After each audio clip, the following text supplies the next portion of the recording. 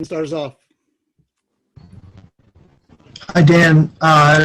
What's kind of been your focus in practice, and how is Bouknight to handle this whole situation with being out? Yeah, I mean, he's handled it well. He's into he's into his rehab.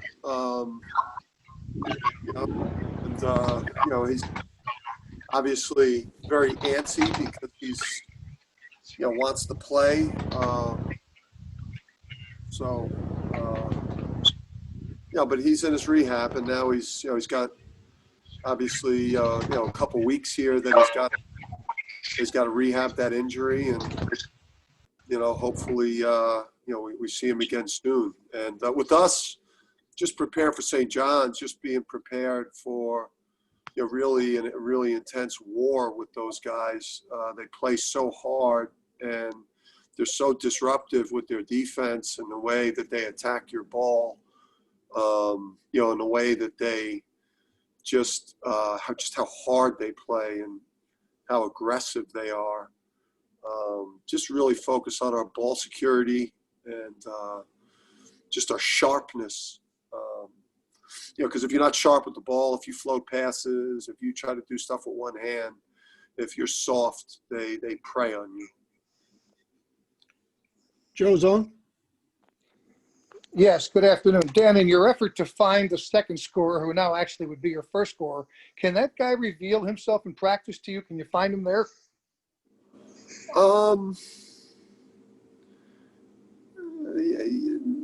No, I mean, there's a lot of guys that play really well in practice and can't translate it. They just don't have the nerves or the stomach to take things from the practice court to game night. So no, you gotta do it on game night. You gotta be consistent. When the lights come on. Roger, Cleveland. Along those lines, Dan, you said after the DePaul game that it would be good to have a few days period where you could figure out better how to organize and run your offense without James. Has it been productive the last few days toward that? Yeah, I think so. And I think it will be, kind of moving away from Monday's game.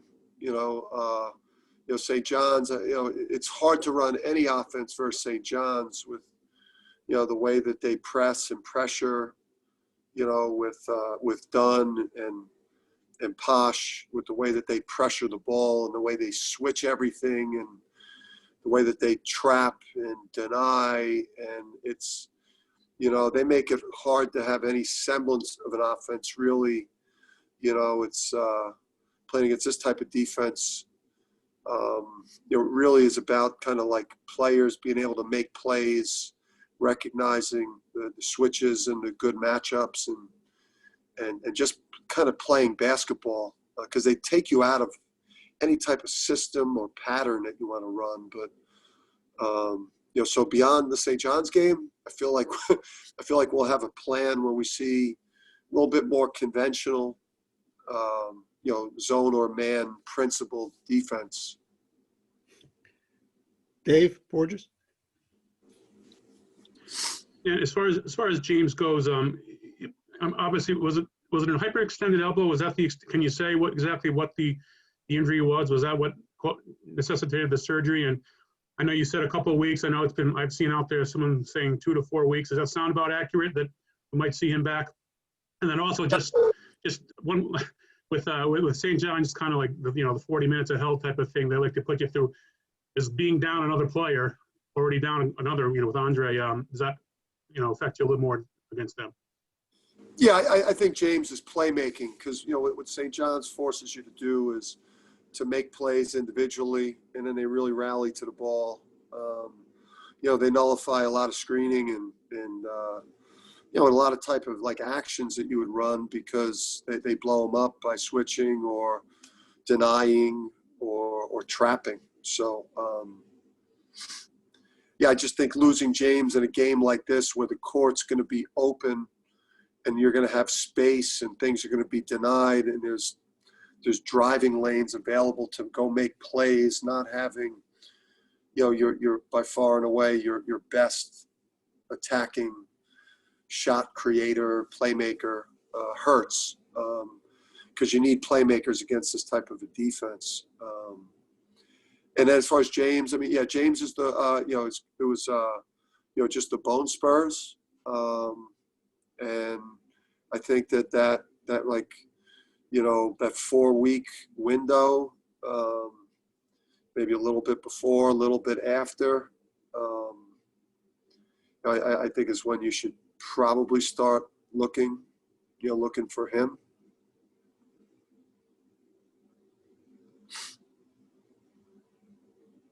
Dom? Dan, how is Andre progressing? Is he still in that 4 to 6 timetable? Is he on schedule? How's he doing? Yeah, I mean, he's got a big appointment early this week. He's doing some shell type of things, and obviously with James out, this would have been a beautiful opportunity to really get Dre some experience. So hopefully his appointment goes well this week.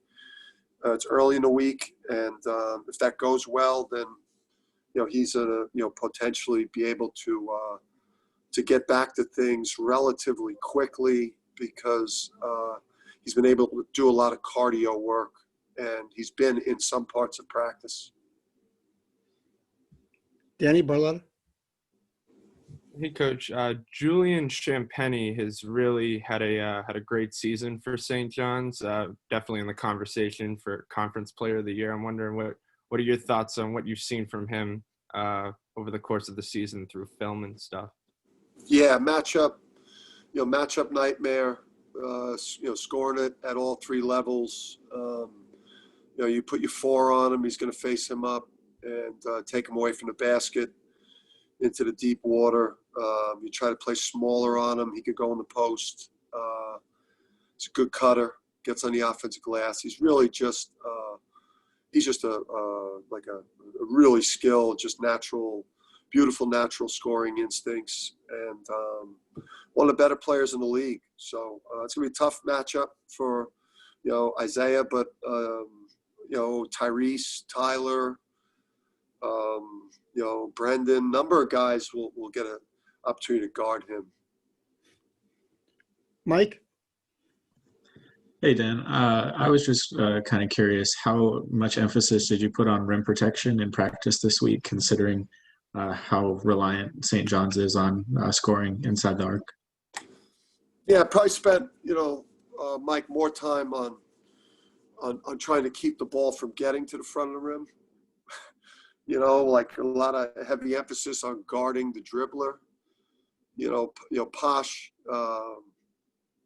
and Dunn and Williams. These guys all really, really good off the dribble. Champagny, all these guys can really go by you and make plays. So we're going to have to be really, really solid on the ball, and we're going to have to be really, really good when we're off the ball with guys that we can help off of and not chase to the weak side of the court. When you're guarding a non-shooter off the ball. Neil? Dan, how is Tyler? Looks like you got a little shiner this week. And what do you do as far as Wednesday with games kind of in flux? How do you guys kind of prepare when you're maybe 70% sure it's not going to happen, or 70% sure it is definitely going to happen? How does that kind of affect preparation, 3-4 days out? Yeah, I mean, that's something we'll deal with. Once we wanted to keep our focus on St. John's today, and now we'll meet with Dave and obviously look at our options, and go with the one that makes sense for us. But really, it wasn't given that much thought, because our just total focus is on a really talented, athletic St. John's team. Wayne?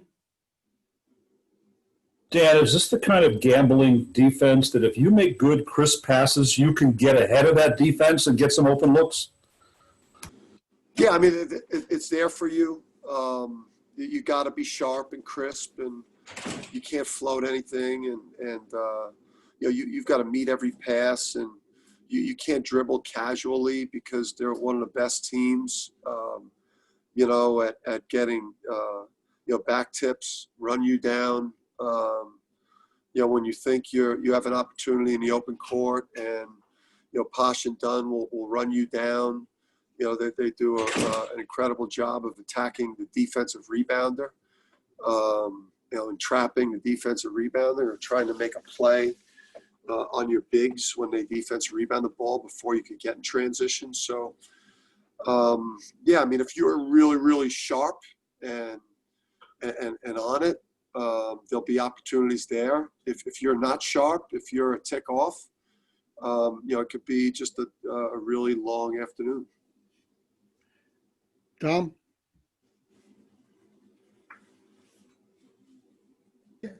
Dan, I'm wondering if you have a different mindset, or maybe talk about a different mindset with the team when you don't really know how many games you're going to end up playing. And so there's no way of knowing how much impact each game could have. If you a loss here or a loss there that you might normally be able to offset later, you might not get the opportunity to play enough games to do that. So I'm wondering if that changes your thinking when you're weighing short-term versus long-term, In terms of winning and losing, Dom? Well, in terms of the emphasis. For instance, you might push a guy to come back for a game when you do that if you knew you had more opportunities later. Would you do? Yeah. I just think, this is a season that obviously you see it across the country. I mean, teams that have been in pauses, or traditionally, this has been, it's a tough season. I mean, it's a tough season to manage. It's when literally you're waiting for the text message from the medical people every day to see whether you have it tomorrow or not. It just kind of puts you you're just in a practice by practice, game by game, almost minute by minute mindset with this. And, for me, I'm not, like in terms of that type of thing with, you're just trying to win the next game. You're just trying to have a great practice. You're just hoping that you get a text message instead of a phone call, because usually the text message means all negative. The phone call means there's a problem with a likely pause or an opponent. So, yeah, I mean, we're not looking too far down the line here with anything. Mike Crispino? Hey, Dan, they average 10 steals a game, over 10 steals a game. That's fifth in the country. Is that what sparks their offense more than anything? Yeah, I mean, they get you, if we get into a wild affair with them, it's not going to be good for us. We've got to be opportunistic in transition. We've got to be opportunistic against their pressure. We could get quality opportunities. We've got to take them. But we've got to play our defense. We've got to play elite defense and really make them earn every opportunity offensively. We've got to get back to the rebounding team that we were before the last one, where we were brutal on the glass. And we got to take great care of the ball. I wouldn't mind, they want to go really, really fast, and especially with James out, that's not something that we're interested really in doing right now. So we got to control the pace of the game.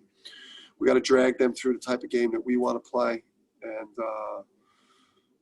and grind out the game the way that we're learning to grind out these games. Dave? Dan, it looked like Tyler had a little bit of a shiner after practice the other day. What happened, and how's he doing? Yeah, he took a shot. He was fine. He was able to the swell. He had pretty significant swelling. He missed the part of the next practice, and then once he started moving around a little bit, the swelling went down. So, he missed the end of practice. What day is today? Today's Sunday. Missed the end of practice on Friday.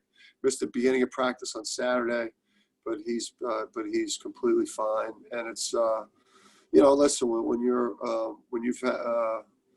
not in a traditional year like this, I think, and you haven't played as many games, I think your practice intensity has got to be there to supplement the games you've missed.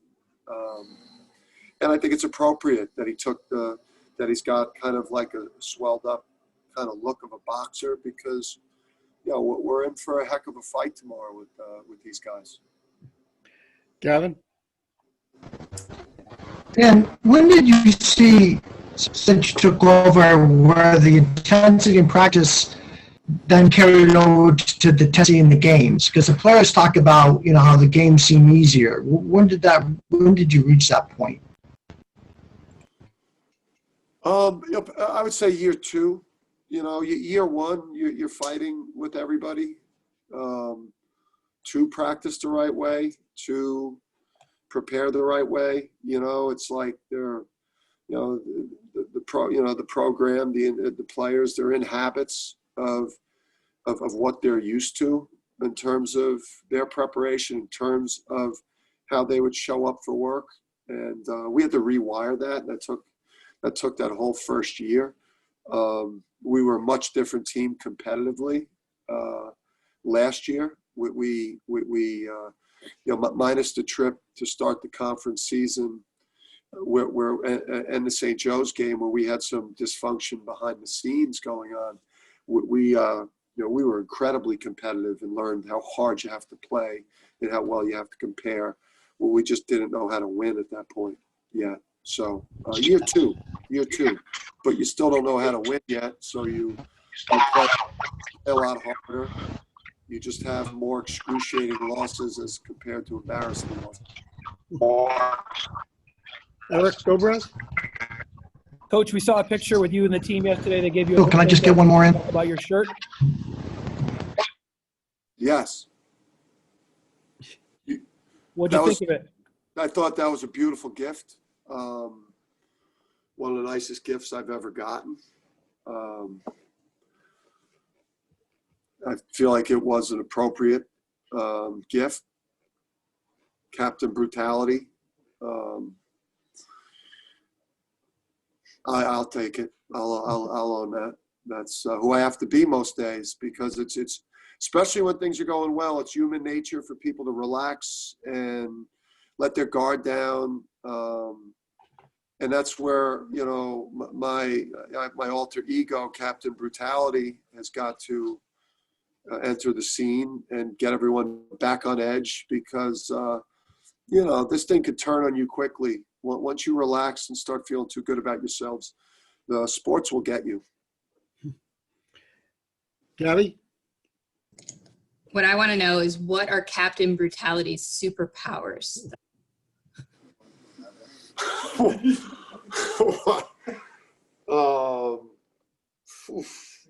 An endless supply of intensity, an unreasonable demand for effort and accountability, an ability to set the standard always a little bit higher than anyone could actually get to. So those would probably would be my three greatest superpowers. A tunnel vision on the season only, and nothing else. Gavin, last one. When you're, ripping things up in practice, how do you figure out? Your Wi-Fi's brutal. I know. You live in Tallinn? Because Tom Moore has problems. No. Well, I'll give it a shot here. All right, I got you. How do you know when you've gone too far in practice as far as the? How do you know when you've gone too far in practice as far as the intensity? Like, there must be a line there where you know you've gone too far. Yeah, we're not close to that. So I don't know if you've gotten one of these players to talk off the record, but we're not there. I mean, we practice hard. We just demand that that everything that we do, that you give us. We listened to a great podcast with Brian Dawkins, the former Eagles and Denver Broncos safety, Hall of Famer, and we had our players listen to it, and one of the beautiful things he said in there was, he was the standard bearer for everyone in the organization to give everything that they had every single day, not just what they had left, in terms of like being distracted with off the court stuff, staying up late, partying, not getting enough sleep, not being fully engaged. So, I mean, the only thing that I demand as a coach is every single thing that these guys have. And if you choose to go to a place like UConn that has national championship and Big East championship aspirations and producing pros, you better give everything you have, or else you have no shot. Okay, guys, anything else? It looks like that's it, Coach. Thanks a lot. Thank you, everybody. We'll see Happy you tomorrow. birthday. Thanks, Dan.